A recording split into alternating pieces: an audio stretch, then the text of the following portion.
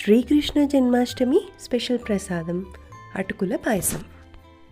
మన ఇళ్లలో సింపుల్గా ట్రెడిషనల్ టేస్ట్తో ఎలా తయారు చేయాలో చూద్దాం. హాయ్ అండి, నమస్తే. నేను మీ Mounika. Welcome back to Madhura kitchen. ముందుగా ఒక గిన్నెలోకి అరకప్పు వరకు బెల్లంని వేసుకోవాలి. అలాగే పావు కప్పు వరకు నీళ్ళని వేసి బెల్లంని కరగనివ్వాలి. ఈ అటుకుల పాయసం కోసం ఎలాంటి పాకం అవసరం లేదు, బెల్లం కరిగితే సరిపోతుంది. ఈ ప్రాసెస్లో చేస్తే చాలా త్వరగా పాయసం రెడీ అవుతుంది, అంతే టేస్టీగా కూడా ఉంటుంది. ఇప్పుడు బెల్లం అంతా కూడా కరిగిపోయింది కదా, సో అక్కడక్కడ డస్ట్ పార్టికల్స్ ఉంటాయి కాబట్టి దీన్ని ఒకసారి వడగట్టుకుంటే సరిపోతుంది. స్టవ్ ఆఫ్ చేసుకొని వడగట్టి ఒక కప్పులోకి తీసి పెట్టుకుందాం. ఇప్పుడు ఒక గిన్నెలోకి 2 కప్పుల వరకు పాలు, 1 కప్పు వరకు నీళ్ళని వేసి మరిగించుకుంటూ ఉండాలి. లేదంటే 3 కప్పుల వరకు పాలను కూడా తీసుకోవచ్చు. క్రీమ్ పాలైతే ఇంకా బాగుంటుంది.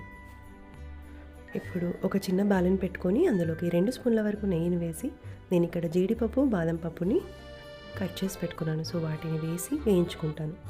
చివర్లో ఎండు ద్రాక్షను కూడా వేసి, అలాగే చిన్న చిన్న కర్బూజా విత్తనాలను కూడా వేసి మూత పెట్టేశాను, లేదంటే ఇవి చిటపటమని ఎగురుతాయి.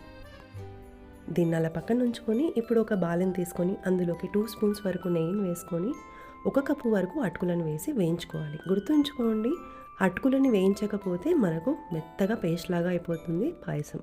సో ఖచ్చితంగా క్రిస్పీగా అయ్యే వరకు వేయించుకోవాలి. అంటే ఒక 2-3 మినిట్స్ తర్వాత మనకు పక్కన మరుగుతున్న ఆ వేడి పాలని ఇందులోకి వేసి ఉడికించుకోవాలి. ఇలా ఒక 3-4 మినిట్స్ వరకు ఉడికించుకున్న తర్వాత మీకు అటుకులు అనేది సాఫ్ట్గా అవుతాయి. సో సాఫ్ట్గా అయ్యే వరకు ఉడికించుకోండి. ఇందాక మనకి ఎలా క్రిస్పీగా ఉన్నాయో ఇక్కడ సాఫ్ట్గా అవుతాయి. అలాగే ఈవినింగ్ వరకు అయినా కూడా ఇలాగే ఉంటుంది పాయసం. ఎక్కడ కూడా మనకు మెత్తగా పేస్ట్ లాగా అవ్వదు, అలాగని బిర్సుగా కూడా అవ్వదు.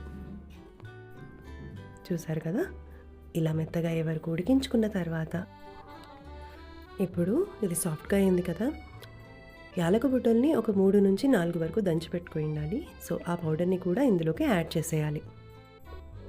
అలాగే మనం ఉడికించి పెట్టుకున్న బెల్లం పాకంని ఇలా వడగట్టుకొని ఇందులోకి యాడ్ చేసి మళ్ళీ స్టవ్ ఆన్ చేసి కలపాలి.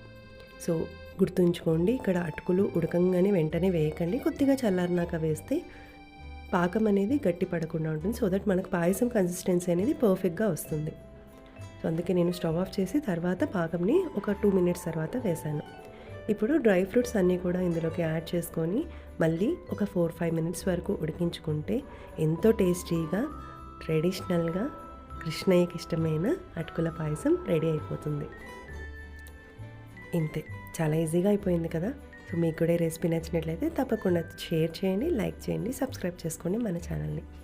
మేమైతే కృష్ణయ్యకి ఇలాగే సమర్పించుకుంటాము ప్రతి ఇయర్.